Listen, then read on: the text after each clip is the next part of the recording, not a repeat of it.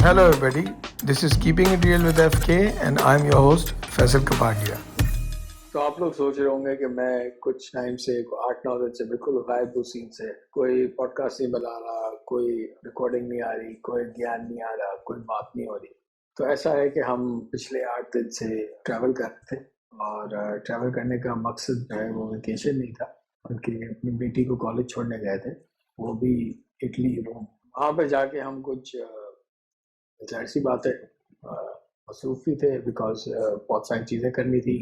उसके लिए सारी चीज़ें सेटअप करनी थी, उसके ओरिएंटेशन थे, कॉलेज के अंदर चेक इन कराना था, वगैरह वगैरह वगैरह। मगर उसके बाद पाकिस्तान में जो फ्लड्स आए, पाकिस्तान में जो सैलाब आया, उससे दिल इतना बददिल हो गया कि कुछ करने का, कुछ बनाने का, कुछ कंटेंट क्रिएट करने का मूड ही नहीं हुआ। और इसकी वजह बड़ी सिंपल सी है। आप जब भी अपनी मुल्क को इतने दुख में देखते हैं और इस किस्म के हालात में देखते हैं, और again and again and again ऐसी चीज़ें जब होती हैं, आपके दिमाग में बस यही आता है कि अल्लाह हमने क्या गलती की है कि ये चीज़ें हमारे साथ बार बार होती हैं। मगर हमारी गलतियां तो हैं।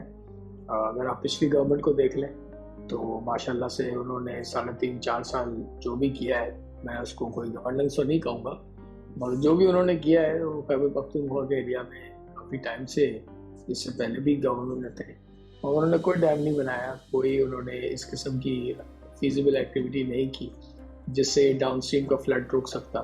वरना अगर एक आध डैम बना लिया होता तो आज हम काफ़ी जानी और माली नुकसान से बच गए होते। तो खैर हमें ये करने की क्या ज़रूरत है, हम तो करप्शन को मिटाने के लिए आए थे और हम करप्ट लीडर्स के पीछे पड़े हुए थे। तो हमें मुल्क के लिए डैम बनाना या ऐसी चीज़ें करने की कोई खास ज़रूरत ना थी, ना हमने महसूस की। आजकल हम कंटेनरों के ऊपर वापस से चीख रहे हैं और इसके आगे हमारा कोई प्लान नहीं है। और जहाँ तक डैम्स की बात हो रही है तो डैम फंड के बारे में भी एक बड़ी ज़बरदस्त किस्म की न्यूज़ आई है। पता चला है कि आई थिंक डैम फंड में कोई 9 अरब रुपए जमा किए गए और माशाल्लाह से डैम फंड का जो एडवर्टाइजिंग बजट इस्तेमाल किया गया है वो कोई 15 अरब रुपए था। अब ये अरब है या करोड़ है इसका मुझे नहीं पता, आप चेक कर लीजिएगा गूगल करके, मगर ये फिगर 9 और 15 के काफ़ी बताया खेज है। और बिल्कुल ऐसे ही जिस तरह बाकी मुल्क हम चला रहे हैं, हम इसी किस्म की हरकतें करते रहते हैं और उसका एंड अंजाम हमारे पास जो है वो नेगेटिव में ही आता है। पेट्रोल के प्राइसेस जो है वो 18 रुपये बढ़ा के 2 रुपये कम कर दिए गए वापस से। नहीं मजाक कर रहा हूँ, इस हफ्ते कुछ नहीं हुआ पेट्रोल की प्राइसेस को। तोबा तोबा तोबा, थारा मूड खराब कर दिया। मेरे ख्याल से गवर्नमेंट जो है वो फ्लड्स के अंदर इतनी बिजी हो गई है रिलीफ वर्क में कि वो पेट्रोल को थोड़े दिन के लिए भूल ही गई है, जो मेरे ख्याल से बहुत सुख का सांस प्रोवाइड करेगी पॉपुलेशन को। आराम से रहने का, ठंडा पानी पीने का, टीवी देखने का, मौज करने का, बस। क्योंकि अब जो है हमारे पास ज़्यादातर जाने की जगहें भी नहीं रही हैं, क्योंकि हाईवे तो सारे फ्लडेड हो गए हैं और शहरों के अंदर वैसे ही पानी भरा हुआ है बारिश की वजह से। तो मेरे ख्याल से अब पेट्रोल की मांग भी कम ही हो जाएगी, बिकॉज गाड़ियाँ कहाँ चलेंगी, सड़कें तो है नहीं। इस हफ्ते जो है एशिया कप भी हो रहा है और एशिया कप में पाकिस्तान की टीम पैर दर पे विक्ट्रीज हासिल कर रही है, बट वो मेक श्योर करते हैं कि लास्ट ओवर तक जाए ताकि आपका सांस ऑलमोस्ट रुक जाए, इससे पहले कि वो आपको वेंटिलेटर से हटा के जो है वापस से सांस प्रोवाइड कर। बट हाँ, लास्ट ओवर तक ले जाना बहुत ज़रूरी है। ये हमारी एक्सपर्टीज है नहीं, जिसमें हम हर मैच जो है लास्ट ओवर में जीत रहे हैं, और आज भी हमने अफगानिस्तान का मैच जीता है।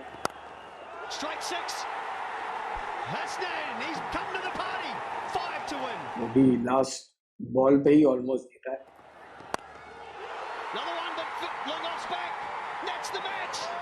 हमारा जो रिएक्शन है उसके बाद वो इस तरह का था जैसे कोई गली में आप राइवल बॉय को जिस तरह आप हराते हैं और उसके बाद जो आप एग्जिबिट करते हैं बिहेवियर, माशाल्लाह से हमारे प्लेयर नसीम शाह साहब हैं, उन्होंने वही बिहेवियर एग्जिबिट किया। उन्होंने पहले बैट उठा के फेंका, फिर ग्लव्स उठा के फेंके, फिर 4-5 माँ बहन की गालियाँ दी और जो है इस तरह हमने सेलिब्रेट किया हमारी विन को अफगानिस्तान के खिलाफ। अच्छी बात यह है इस विन से इंडिया जो है वो फाइनल से कम्प्लीटली बाहर हो गया है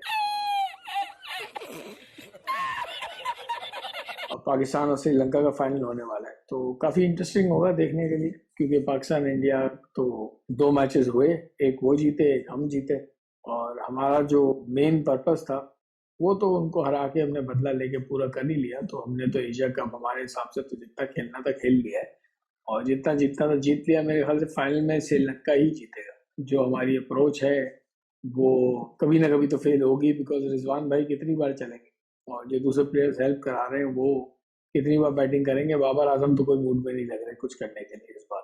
उन्होंने बहुत रिकॉर्ड तोड़ दिए हैं और इस टूर्नामेंट में वो चिल कर रहे हैं, तो वो 2-3 बॉलों के लिए आते हैं फिर चले जाते हैं और बाकी प्लेयर्स बेचारे मेहनत कर रहे हैं और जीत रहे हैं माशाल्लाह। अच्छा, आज का जो अफगानिस्तान की फैंस का रिएक्शन था हारने के बाद, जो उन्होंने सीटें वीटें तोड़ना शुरू कर दी, इंडियन मीडिया का एग्जैक्टली यही रिएक्शन होता है जब उनकी टीम हारती है।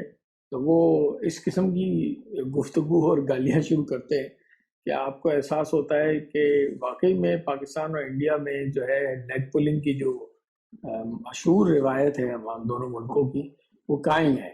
मतलब वो कोई कसर नहीं छोड़ते।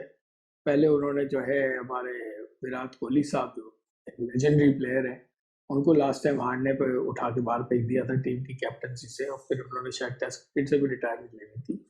तो अब रोहित शर्मा साहब के साथ भी मेरे ख्याल से इस टूर्नामेंट के साथ यही होगा। जाने के बाद उनकी जो है ना लथाड़ी जाएगी और उसके बाद वो मुझे नहीं लगता कि ज़्यादा टाइम तक कैप्टनसी पे रूल कर सके। शायद विराट कोहली वापस आ जाएंगे। ये भी हो सकता है कि रीजन के जो है इंडियन टीम कुछ सेटल नहीं दिखाई देगी टूर्नामेंट्स में, बार बार वो नॉकआउट स्टेजेस में हार जाते हैं। बायलैटरल सीरीज में वो सब कुछ जीत जाते हैं, नॉकआउट सीरीज में हार जाते हैं। तो मेरे ख्याल से वो टीम सेटल नहीं हो पा रही है क्योंकि उसका टॉप बार बार चेंज कर दिया जाता है और जो विजन है उस टीम का वो कुछ अनसेटल्ड है, कुछ इनसिक्योर से, कुछ परेशान से लग रहे हैं। ऐसा लग रहा है कि वो तैयार ही नहीं है खेलने के लिए या वो प्रेशर फीस करने के लिए, बिकॉज वो थके हुए हैं। उन्होंने आईपीएल में वो काफी अरबों बना ली है और उसके बाद वो उनको कोई खास मूड है नहीं और कुछ क्रिकेट खेलने का।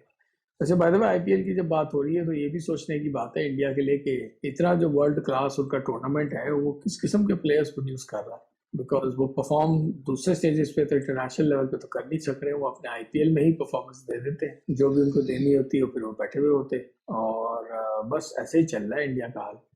इस हफ्ते एप्पल का आज इवेंट भी हुआ है जिसमें उन्होंने अपने नए 4 फोन आईफोन 14 रिलीज किए हैं। देखने की बात यह है कि एप्पल जो है वो कितनी खूबसूरती से पूरी दुनिया को, मेरे ख्याल से स्टीव जॉब्स के बाद से लेके अभी तक कम्प्लीटली बेवकूफ़ बनाया जा रहा है, क्योंकि वो टेक्नोलॉजिकल एडवांसेस जो लेके आते हैं, जैसे इस बार वो एक 48 मेगापिक्सल का कैमरा लेके आए हैं। तो 48 मेगापिक्सल के कैमरे तो मेरे ख्याल से सैमसंग और एंड्रॉयड डिवाइस में कई साल से चल रहे हैं, बट एप्पल के लिए एक बहुत बड़ी दरियाफ्त है और वो उन्होंने इसी तरह पेश किया है अपने, जो उनका जिसको कह सकते हैं दुनिया का सबसे बड़ा वॉच इवेंट होता है कि ये हमने जो है अभी अभी इजाद किया है 48 मेगापिक्सल एप्पल में, और ये आपकी दुनिया बदल के रख देगा। इसके अलावा जो नोटेबल फीचर्स हैं वो ये हैं कि फजूल किस्म के गिमिक्स है, जिसमें जब आप चीज़ों को मिनिमाइज करते हैं तो वो ऊपर जो नॉच है आपकी स्क्रीन में उसमें चला जाता है और उधर जो है वो आपको डिस्प्ले कर रहा होता है। बेसिकली गिमिकरी है, कुछ ज़्यादा चेंजेस है नहीं। अगेन वो ये क्लेम कर रहे हैं कि जो नया उन्होंने प्रोसेसर बनाया है, जो उनका बायोनिक चिप है, वो दुनिया का सबसे फास्टेस्ट बायोनिक चिप है। ये बड़े मजे की बात है कि कोई बेंचमार्क टेस्टिंग वगैरह दिखाते नहीं है ये दूसरे चिप्स के खिलाफ जो इस वक्त करंटली इन प्ले है, बट क्लेम कर देते हैं हर बार कि हमारा चिप जो है वो दुनिया का सबसे फास्टेस्ट चिप है और हर साल वो सबसे फास्टेस्ट ही होता है। काफी मजे की बात है ये। दूसरी चीज जो इस फोन में एक और मेरे ख्याल से जो सबसे यूजफुल फीचर है वो सैटेलाइट कॉलिंग है एसओएस पे, एसएमएस से, कि अगर आप कहीं फंस जाएं और आपका वाईफाई नहीं चल रहा हो तो वो सैटेलाइट के थ्रू एसओएस नंबर डायल कर देता है अगर आप किसी ओपन स्काई की प्लेस के नीचे हो। ये मेरे ख्याल से इमरजेंसी सिचुएशंस के लिए काफी मुफीद चीज है जो उन्होंने इंट्रोड्यूस कराई है। बट जितने का उनका फोन है अभी, उसकी ऊपर अगर आप जब पीटीए वगैरह इंस्टॉल करेंगे, जो आपका एंड में हाल होगा, किसी पैसे वाले पेशेंट को एक किडनी बेच दूंगा। किडनी बेचने से भी कुछ आगे बात निकल जाएगी, फिर एक आंख बेच दूंगा। मेरे ख्याल से अब एक किडनी और एक हाथ बेच देना चाहिए एप्पल का फोन लेने के लिए। ये तकरीबन 4 लाख के करीब होगा और इस वक्त जो है प्रीमियम पे बिक रहा होगा पाकिस्तानी मार्केट में, बिकॉज ऑब्वियसली हमें तो कोई और फिक्र तो है नहीं, हमें तो आईफोन लेने सबको।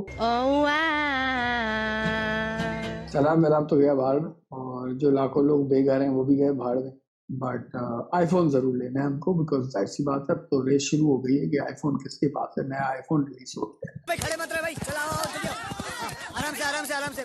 जहाँ तक सैलाबों की बात है, एक और चीज भी बड़ी नोट करने की है इस बार सैलाबों में कि एक नया भुट्टो इमर्ज होकर सामने आया है, जो एक्चुअली आवाम के साथ काम भी कर रहा है और कुछ ऐसी बातें भी कर रहा है जो नॉर्मली वोटर्स करते नहीं है हमारी रिसेंट मेमोरी।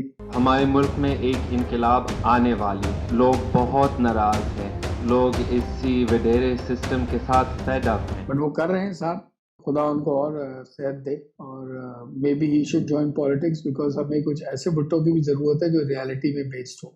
ये भी इस बार फ्लड वाटर्स पार्ट हुए हैं और एक नया मोजेस दरियाफ्त हुआ है, तो लेट्स सी कि ये भुट्टो कहाँ लेके जाते हैं अपने आप को और क्या वो दूसरे भुट्टो के खिलाफ खड़े होते हैं या नहीं होते। This is a time for us as Pakistanis to rebuild our country. We have to literally rebuild our country. वैसे पाकिस्तानी पॉलिटिक्स भी बड़ी मजेदार चीज है। पाकिस्तानी पॉलिटिक्स को आप स्टडी करें अगर, तो इस वक्त ये सिचुएशन है कि किसी के पास कोई प्लान नहीं है और सारे लड़े जा रहे हैं। रोजाना जो है टीवी की खबरें और शोज वगैरह जो चैनल्स चल रहे हैं यार तो उन्होंने बंद कर दिया, बिकॉज जाहिर सी बात है कि चैनल इतनी खुल्लम खुल्ला सच्चाई की बात करेगा या सच्चाई दिखाएगा तो उसको बंद भी हो जाना चाहिए। तो यार तो उन्होंने बंद कर दिया है। बाकी जो मेरे ख्याल से बोल की ट्रांसमिशन भी आज उन्होंने बैन की है या कल बैन की थी। इसके अलावा यूट्यूब भी वक्तन फवक्तन वो बंद करते रहते हैं। तो मेरे ख्याल से अब हमने डिसाइड कर लिया है कि हम थोड़े टाइम में सब कुछ ही बंद कर देंगे और बैन कर देंगे और इसी तरह मुल्क चलाएंगे। बिकॉज जैसे मैंने पहले कहा, रोडें तो खत्म हो गई हैं, टेलीकम्युनिकेशन स्ट्रक्चर भी आप खत्म कर दें और मीडिया भी आप खत्म कर दें तो किसी को पता ही नहीं चलेगा मुल्क में क्या हो रहा है। तो डिस्पेयर भी कम होगा, परेशानी भी कम होगी, लोगों को जो है तकलीफ का एहसास भी नहीं होगा दूसरे लोगों की, तो सब कुछ सही चलेगा फिर। बिकॉज जो है हमने तो ऑस्ट्रेज वाली पॉलिसी अपनाई हुई है, वो तो हमें करनी ही है। दुनिया से हमें क्या, दुनिया कहाँ जा रही है, दुनिया किस तरफ मूव कर रही है, दुनिया के क्या ख्यालात हैं, क्या विजन है, हमारा इससे कोई ताल्लुक नहीं है। हम बस चाहते हैं कि हम सब कुछ बंद करके मजे से बैठे तिक्के उड़ाएं।